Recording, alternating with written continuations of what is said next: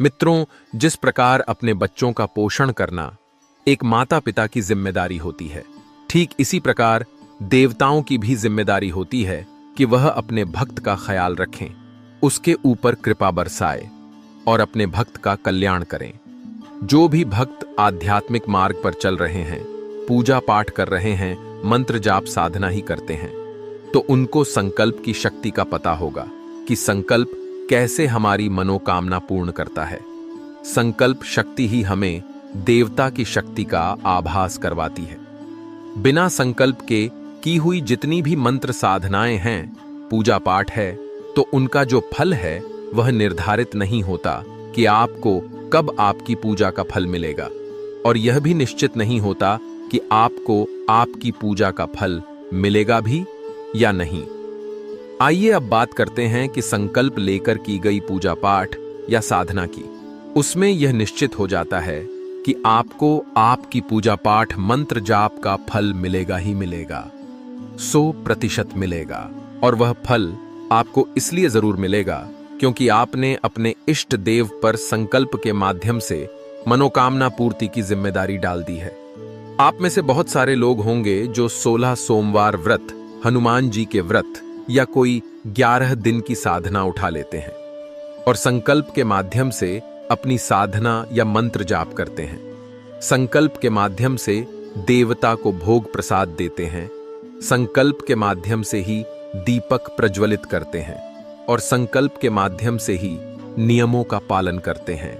संकल्प के माध्यम से ही जो आपकी मनोकामना है वह देवता के सामने बोली जाती है कि मैं इस मनोकामना पूर्ति के लिए यह व्रत, जाप या साधना कर रहा हूं। और आपने देखा भी होगा कि जो भक्त संकल्प लेकर कोई साधना या 16 सोमवार व्रत करते हैं या कोई अन्य जप तप करते हैं, तो उस साधना या 16 सोमवार व्रत संपूर्ण होने से पहले ही उनकी जो मनोकामना है वह पूर्ण हो जाती है। और यह ऐसा इसलिए होता है क्योंकि साधना में या पूजा पाठ में संकल्प लिया गया था। संकल्प से की गई पूजा पाठ मंत्र साधना बहुत जल्दी फलित होती है। जितने समय का आपने संकल्प लिया है, आपकी मनोकामना उससे पहले भी पूरी हो जाती है या कुछ समय बाद भी पूरी हो जाती है। आपने देखा होगा कि बहुत सारे लोग अपने जीवन में जिन्हें पुत्र प्राप्ति नहीं हुई है और वह लोग कुछ साधना करते हैं या किसी देवता की सेवा उठाते हैं, संकल्प लेकर वह अपनी सेवा साधना करते हैं, पूजा पाठ करते हैं, और आपने देखा भी होगा कि फिर कुछ समय बाद ही उनको पुत्र प्राप्ति हो जाती है।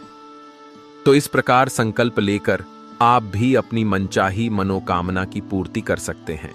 कुछ लोग बिना किसी संकल्प के ही ऐसे ही पूजा पाठ करते रहते हैं और उन्हें अपने मनचाहे फल की प्राप्ति नहीं होती। ऐसे में लोगों का भगवान से विश्वास उठ जाता है।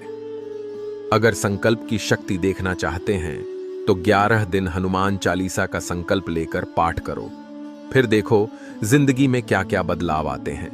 कई लोग 16 सोमवार व्रत बिना संकल्प के रख लेते हैं, जिससे उन्हें फल की प्राप्ति में विलंब होता है। फिर लोग कहते हैं कि हमने सोमवार व्रत किए, फिर भी हमें उचित फल की प्राप्ति नहीं हुई। इसका यही कारण है कि आपने पूजा पाठ में संकल्प नहीं लिया। आइए अब जानते हैं कि संकल्प क्या होता है।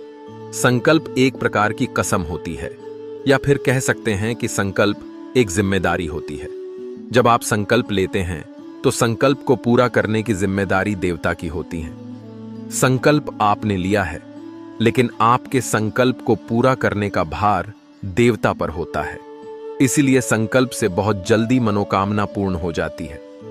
घर के मंदिर में आसन पर बैठकर अपने इष्ट के नाम की ज्योत लगाकर हाथ में गंगा जल लेकर संकल्प लेते हैं कि मेरा नाम ये है, मेरे पिता का नाम ये है, मैं रहने वाला यहाँ का हूँ, मेरा यह गोत्र है। यानी संकल्प में आपको अपना पूरा एड्रेस देना पड़ता है। और इस मनोकामना पूर्ति के लिए मैं आपकी यह सेवा साधना करने जा रहा हूँ, यह नियम होंगे, यह भोग प्रसाद होगा, और जितने दिनों की आप सेवा कर रहे हैं वह बताना पड़ता है। तो इस तरीके से संकल्प लेकर हाथ में जो गंगा जल है, हथेली पर जो गंगा जल है, वह उंगलियों के माध्यम से देवता के चरणों में या धरती पर छोड़ देना है।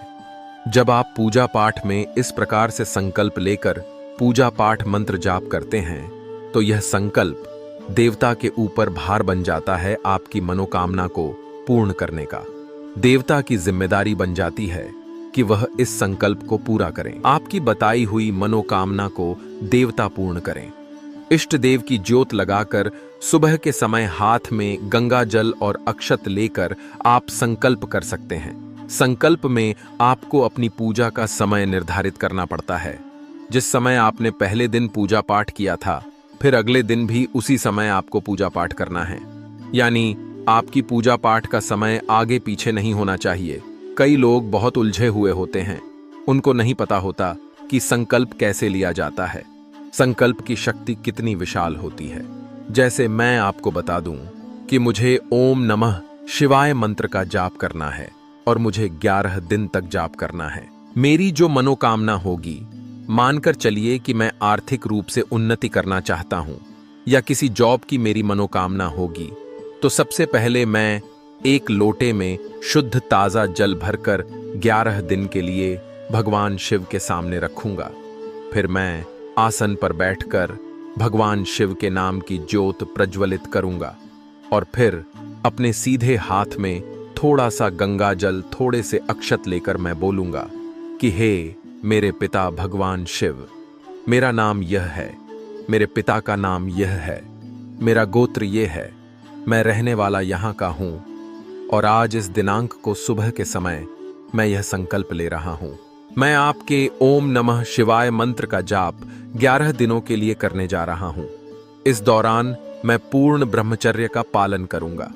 सुबह के इस समय पर मैं 11 दिनों के लिए प्रतिदिन आपके ओम नमः शिवाय मंत्र का जप करूंगा। इसमें आप जाप की संख्या भी निर्धारित कर सकते हैं, जैसे 11 माला या फिर 21 माला या 51 माला। और इस साधना का उद्देश्य यह है कि मुझे एक अच्छी जॉब मिल जाए। मैं भगवान शिव आपको ही साक्षी मानकर यह संकल्प लेता हूं। हे भगवान शिव, हे भोलेनाथ, हे हलाहल विष को धारण करने वाले, हे कैलाश के राजा, कृपया मेरी मनोकामना पूर्ण करें। ऐसा बोलकर आपको वह जल भगवान शिव के चरणों में छोड़ देना है। यह हो जाएगा आपका संकल्प। संकल्प में बोले गए वचनों पर आपको डट कर चलना है, यानी आपको अपने वचनों का पक्का रहना है। जो भी व्यक्ति अपने वचनों का पक्का रहता है तो देवी देवता भी उसकी हर बात सुनते हैं।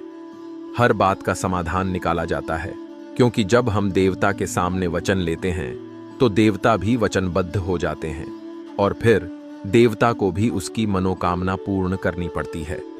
इस प्रकार संकल्प लेकर पूजा पाठ करने से पूजा पाठ के फल की प्राप्ति शीघ्र ही हो जाती है। ऐसे में मनुष्य का मन भी भगवान की भक्ति में लगा रहता है।